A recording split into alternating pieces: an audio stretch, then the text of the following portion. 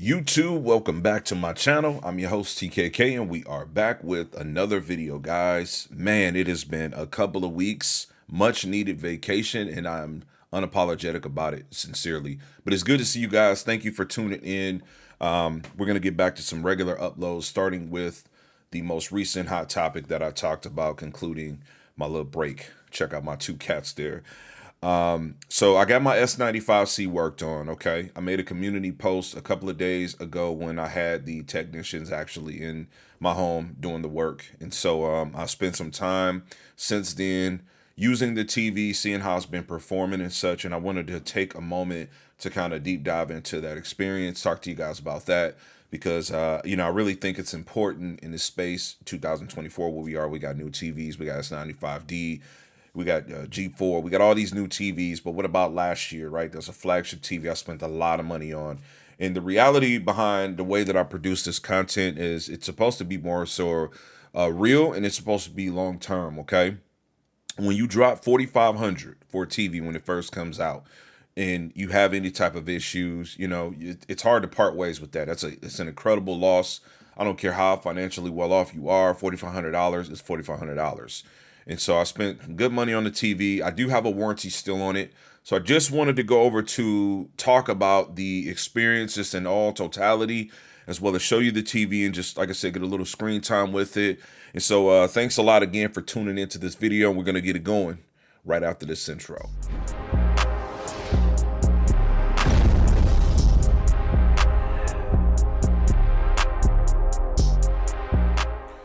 All right, guys, so thanks for tuning in. So in a second, I'm going to transition and switch cameras and get you guys handheld. This should be shot 1080p, 60 frames. We're going to go take a look at the area where I have the S95C. And I just want to talk a little bit about my experience with having the technicians come over to my property. Wasn't a bad experience, man. It was pretty enjoyable. It was the same company, but different employee. And this employee came with an assistant, and like last time, he was pretty much just like he was ready for what had to happen. As I shared in the community post the other day or the other week, whenever it was, this guy came and we talked about what the issue was, and I was pretty much on purpose with just being ready. Okay. So I had the TV on the wall. I didn't want to take it off the wall because I took it off the wall the last time, and I didn't need to take it off the wall because all the work they needed to do was within the One Connect box, okay? So I left the TV on the wall, but what I did was I had the LG C4. I have that TV in 48-inch set up in front. Now, this setup was exactly identical to the video that I did when I expressed the issue. So that content is there, and maybe I'll card it in right now, okay? So what I did was I had the TV, the C4 set in front of the S95C, which allowed me to be able to just unplug the HDMI cable from the One Connect box on the S95C and then plug it into the HDMI port on the 48-inch LG C4 that I do own. Now, doing this was a means of proving that, hey, it's not my cable, it's not my source, which in this instance was the PlayStation 5, which, by the way, I tested Nintendo Switch, PS5, a DVD player, and I tested all different ports on the S95C One Connect box, and I used 4 different cables to no resolve. Now, each of these sources and all of these different cables worked 100% of the time, giving me everything that I needed to out of the LG C4. So that was my process of elimination, okay? Add to the fact that I did factory reset the TV 2 times. And so when the technician came, I kind of told him, hey, look, I did all these different things, and I was able to just unplug One Connect from the S95C, and then was able to plug not One Connect, but the HDMI from the One Connect, and then plugged it into the C4. And he's seen, hey, man, it popped right up. So I was able to show him exactly what I needed to do. Now, I'm sharing all of this with you not to be melodramatic, but just saying, like, if you have a situation where you're going to have a technician come, these are some of the things that you want to do. You want to troubleshoot these things even before you make a call, because doing these things will prevent you from having to be on the phone with a technician or someone remotely telling you, hey, do this, do this, do that. Reset the TV, take a photo of whatever your settings were so you can get back to those settings. Try different cables, try different ports, try different sources, and then things should go a lot smoother for you. Let's go take a look at where I have the S95C. We'll be right back. All right, so I'm just going to give you a quick little room tour. All right, this was my dining room. We got the S95C up here. I did put a little receiver. You get to see that in just a second. And I just got myself a treadmill, okay? Working on that fitness piece. And I also got this Nordic Track weight machine in here, right?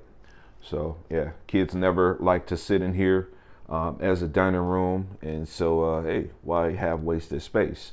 But, you know, me being into tech, now we've got nice little setup here where I've got a PlayStation 5, I've got the One Connect box down below, and we've got that Sony receiver that was in my game room, kind of moved some things around from there. But yeah, pretty nice, clean setup. So this is where the TV is, and it is being used mighty well, okay? All right, man. So I put some testing time into with this TV. I actually brought a PC in here, which I don't have in here right now, and played some Destiny for about 2.5 hours. I didn't have any dropout issues or anything like that.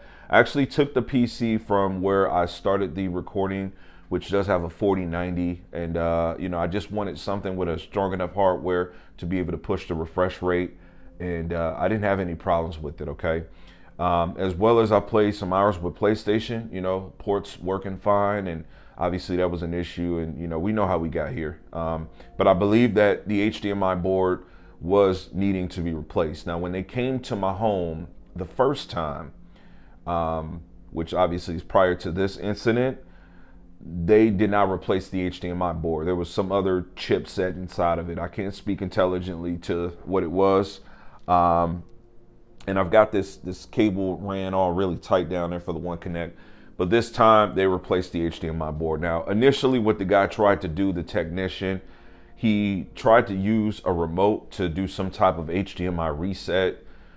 I don't understand it, you know. That part of it, I just don't know enough about TVs with that.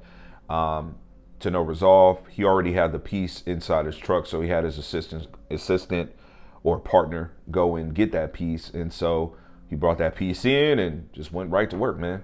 And it flashed automatically. So there was nothing that needed to be done. It was just plug and play. And, you know, my reservations at first was like, well, what if this isn't like HDMI 2.1? You know what I mean? Like, I don't know. But tested everything with PC, tested everything with PlayStation. You know how you can go through with the Sony console. I love that you can just use the TV remote and kind of move this. I digress. We were able to just see that everything was working fine, man. And so I'm very happy to have the S95C working again. Not a bad TV at all. It's a great TV. Still one of the best. And I would definitely tell you to consider it with a couple of different reservations. All right. There's a couple of things you got to know about this. You know, if you are having any type of intermittent blackout issues, I believe that there could be faulty HDMI boards inside the One Connect boxes. And when I say faulty, I don't mean that they're broken from the factory. I just think that they can easily go out, okay? Now, the other issue I had with the main board, I kind of fried it myself. That was my bad. But the HDMI thing, I believe that was just like a separate, totally different situation that needed to be fixed and managed by someone. It could be yourself or Samsung going into the One Connect box and fixing that. The good thing about this is while you can't just go and buy a new One Connect box, the parts are mass produced. So the 2 or 3 chips that are inside of that, with the HDMI being one of them, is something that can't be replaced. So that's really good. I see some bash with Samsung. You know, some people love, some people hate, some people, you know, I don't know, have issues with quality control. You know, these are problems that you can have with any TV manufacturer, okay? Was I happy about my TV, you know, having issues? No, but they fixed it. And I still now have a 4-year running warranty with the retail chain that I bought the TV from. It's no longer under manufacturer warranty, and go figure, they fixed it within a year, right? They fixed it. And so I'm very happy to that. It didn't cost me anything, just, you know, I had to get a technician out here, and they resolved the issue. And so we are very happy. So let's get back to the desk so we can wrap this thing up. All right. So now that we've gotten past this annoying position that I was in with my TV that cost me so much money, being broken and now being repaired and seemingly working, we can get back to some content that I want to shoot. So we got to get to talking about the C4. We got to get to talking about some S95D. The Bravia 9. There's a Sony event tomorrow. This is Monday the 20th that I'm recording this. I was invited to go to an event in South Florida to go check out the Bravia 9. So, let's see if things work out, where I can be able to film some content and so forth. But I wanted to get this produced to you guys. I'm going to plan on doing a long stream in which I'll be just gaming and chatting and on the S95C because I really need to test it. As I said, I do have a 4-year warranty. So we're not saying that the TV is 100% working, but what I'm saying is that, after the blooper I had where, I seemingly did something to the TV, I'm not sure. And then it was working, right? And then it stopped working by way of HDMIs. Having it at least showing something is great. And this is why I also champion buying a warranty for your stuff. I mean, you get the 1-year manufacturer warranty. That's all cool and everything. But what happens after that 1 year is out, right? I still spent $4,500 on the TV. So 1 year just isn't enough. Just imagine if I had all these issues within 2 months, a month and a half from when I start having the blackout issues with the TV. 1 year is cool and everything, but you need longer. You look at this investment and get yourself protected and secure so that you can be able to get some resolve. Now going forward, any issues I have, it'll be dealing with the retail chain, as I said in the prior transition, getting them out to the home to take a look at. Hopefully I don't have any issues, right? But it's nice to know that the parts can be ordered to get a replacement, right? And then ultimately, if it can't be replaced, the parts can't be replaced, and the panel itself will be replaced, which means I should be looking to get at least store credit for what I paid for the TV. But let's just hope I can get through a couple of years with this TV and not have any issues. But we'll be definitely doing some live stream content pretty soon. I'll probably try to do like a 5-6 hour stream. Most of it will probably be me playing Street Fighter, something that I can kind of entertain myself with.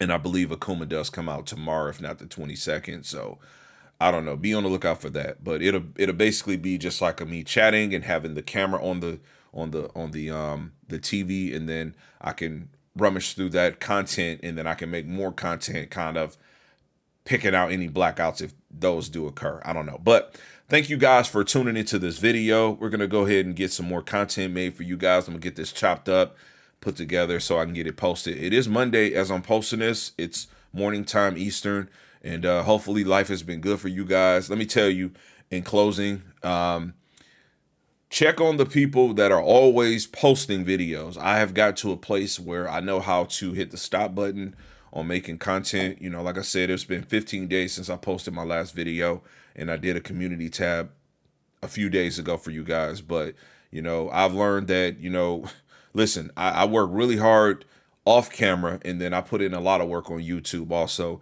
Even if it's like just a short upload like this, it's time consuming, and it's very distracting if you're trying to look at like the analytics and the metrics and things like that.